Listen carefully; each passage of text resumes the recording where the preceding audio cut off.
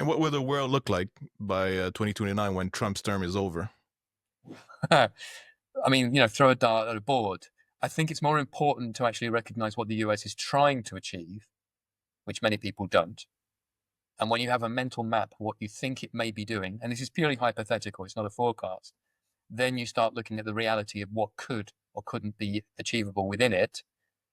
And then you get into the loop of what if others do X, Y, or Z in response. And then, of course, you have infinite future paths. But we've published papers on this, hypothetical ones in the past, and it looks like a much more fractured world, but it's still likely to be one where most of the Western alliance is with the US, but not as this liberal world order, fraternal alliance of co-partners, because it was never that. The US was always doing almost all the heavy lifting, at least in recent years. But with the US basically saying, when we jump, you will ask how high. And if you don't like that, you can be a lot poorer than you are now. Those are your two choices. That's one start. That's one likely future. And the other one is all against all, at which point smaller countries will be much poorer. So those, I would argue, are logically the two most likely outcomes. Can this be a wake up call though for Europe and Canada also? The fact that the US, who's been, as you said, lifting most of the weights so far, is kind of telling them we cannot afford to do all the heavy lifting anymore. So you have to pay your fair share, so to say, so to speak. We can see it in Europe right now as they're talking about beefing up defense spending. Whether they can actually do it or not is something else. In Canada, it's taking more time for us to get our stuff together, but we're kind of understanding that the world is changing slowly, but it's getting there. Uh, and I already hear it around me. People are saying maybe we'll thank Donald Trump soon enough because he's woken us to what was inevitable ultimately. So maybe in 4 years, on 2029, the world will be a more, or at least Canada and Europe will be more independent towards the US, and the relationship will be a saner one too. Well, possibly. Let's look at the upside. People generally don't do things until they're shocked. I wish that leadership listened to people with outsider voices, to be blunt, like my own for most of my career, and said, "Yeah, we can see the fat tail risks there, and history suggests they're far more likely than we would perceive them to be. So we'd better do something precautionary just in case." They don't.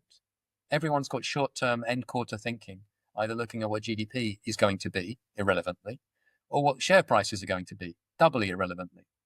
In the larger scheme of things. I understand share prices are important, but not quarter to quarter in the way that we look at them, right? So you are seeing a policy response in Europe. You're seeing radical change being floated in Europe and starting to happen.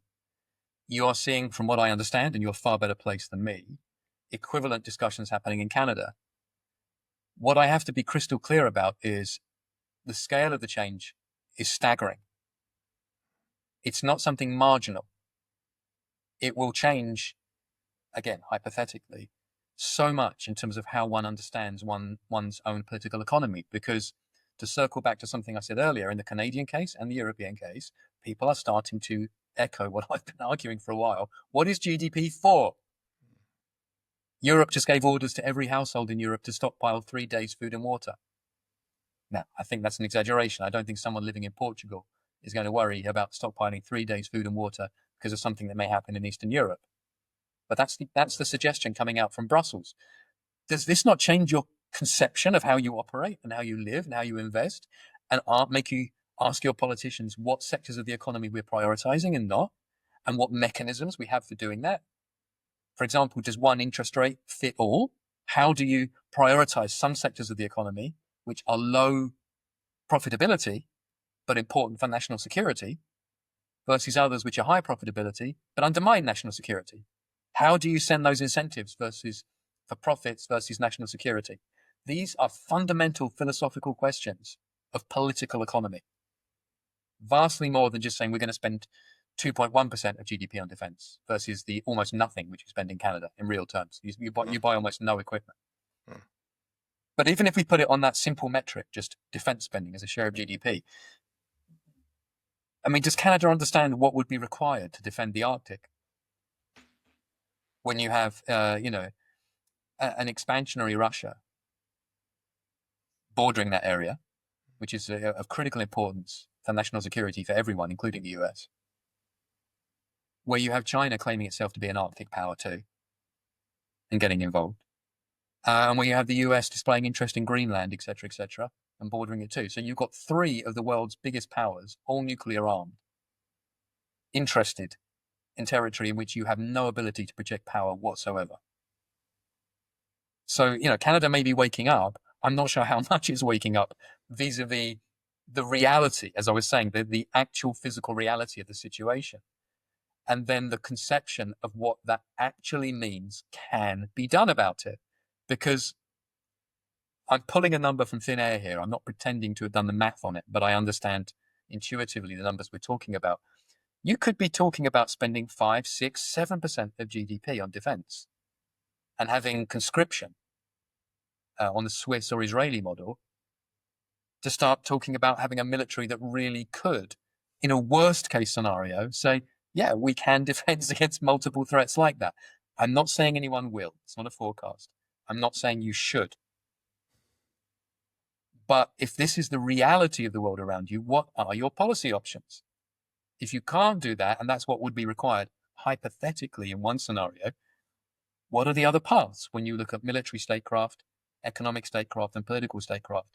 And I'm saying this just after, of course, Prime Minister Carney, overnight, as we're recording this, in Asia, our time, or this morning when we woke up, said that the old relationship with the US is dead. It's over. There's no longer that close political, economic, and military integration. What does that mean for the USMCA?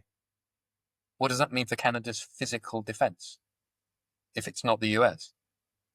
What does it mean for Canada's economic future if Trump also said, just before Carney spoke, if Canada looks to Europe and tries to do something to hurt the US, and that, you've had suggestions Canada could even join the EU, some people are floating that, he will tariff the hell out of both blocks, or that new bloc, on an even more aggressive level. So everything's in motion. Everything is quote unquote possible. All the old certainties are crumbling. But the realities of what may or may not be possible to do once the dust starts to settle need to be clearly focused on, I think. And that is, again, grand macro strategy. What is your grand strategy? What is macro feasible within that? And what are your possible market outcomes as a result? It would seem that all candidates in the current Canadian electoral process are essentially saying the same thing. So we have to, in my opinion, wait until the election's over. We know who forms the, hopefully, or maybe, majority government, and then we'll see what kind of real relationships we're starting to rebuild with the Americans. But I think right now, I think Poilievre, who's leading the Conservative Party, is saying exactly the same thing right now. So I think that's electoral speech, in my opinion. But based on what you just said, it seems, I was about to say, it sounds a little bit like statism, but that's not what I meant, is that the state is essentially now increasingly telling the private sector what to do, when to do it, and how to spend their money.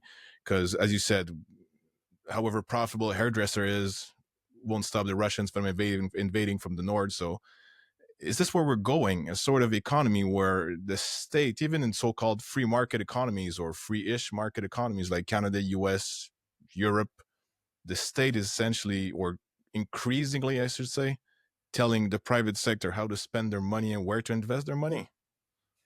Yes, this is something I've been fleshing out, again, as a hypothesis, a theoretical framework, which is what I do, alongside my colleagues who then make, real world forecasts, adapting elements of that, or at least as risk spectrum forecasts along those lines.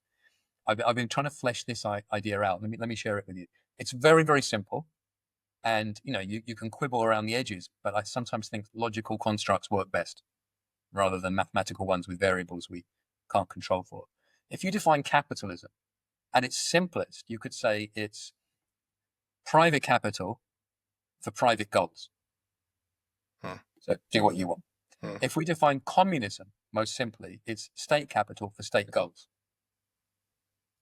If we define crony capitalism or kleptocracy, most simply, it's state capital for private goals.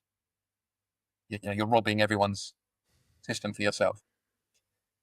And if you look at anything from defined as corporatism to fascism, it's private capital for state goals.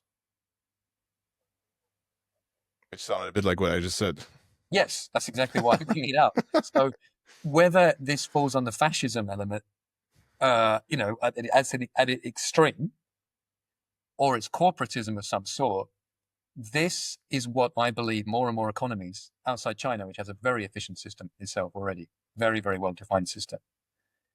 Everyone in the West is working out how do we get the dynamism of the private sector, which we don't want to lose, but how do we make sure the private sector understands, and again, I'm not having a go at hairdressers. I need a haircut actually, but how do we make sure that people understand that some things matter for GDP, or GDP needs to be for more than just making a profit, without removing the profit incentive, which creates the dynamism within the system and the freedoms which we associate with the West?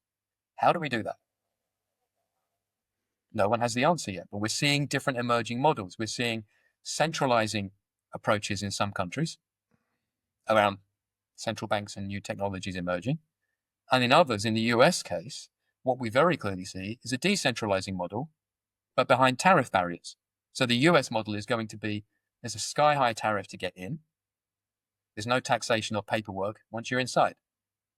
I mean, that still won't be enough to address every national security issue. I'm sure the state will have to play a role somewhere. And potentially, very hypothetically, you could go the purely private sector model and saying, okay, we'll keep the military, but say, for example, we'll start hiring mercenaries rather than paying for an army. It's like, we'll just take tax revenue and just say, we need this problem sorted out. Whoever can do it, here's a pot of cash. You go and do it. It's been done already, There are though. ways to do it that are kind of sympathetic with a libertarian view, if you can, if you put it that way. I'm not saying that will happen again. I'm just fleshing out logical boxes and frameworks. But everyone is looking now at how do we square this circle? And those who are at the forefront of that discussion, I think, are best placed to understand what the economy will look like, location by location, within the realities of what they can do, and therefore what financial markets will look like. So if you have, a completely freewheeling approach in one area, it will look like this.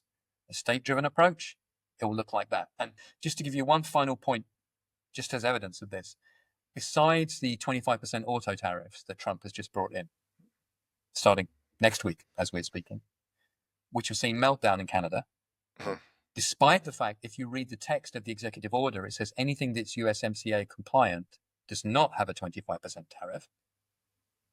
So if it's an entirely North American supply chain, no tariff, which is part of the US statecraft here, being overlooked. Trump also said he doesn't want US automakers to raise prices. So now, whether or not he can do that, whether or not they do or don't, is a different issue. But can you see a direction of travel? And it's not one of just costs plus business models, which is how financial markets have been set up for a long time in a liberal world order environment where, Fortune magazine, Bloomberg, Financial Times were what everyone read, rather than foreign policy, foreign affairs, or the Institute of Strategic Studies, etc., etc. Different worlds.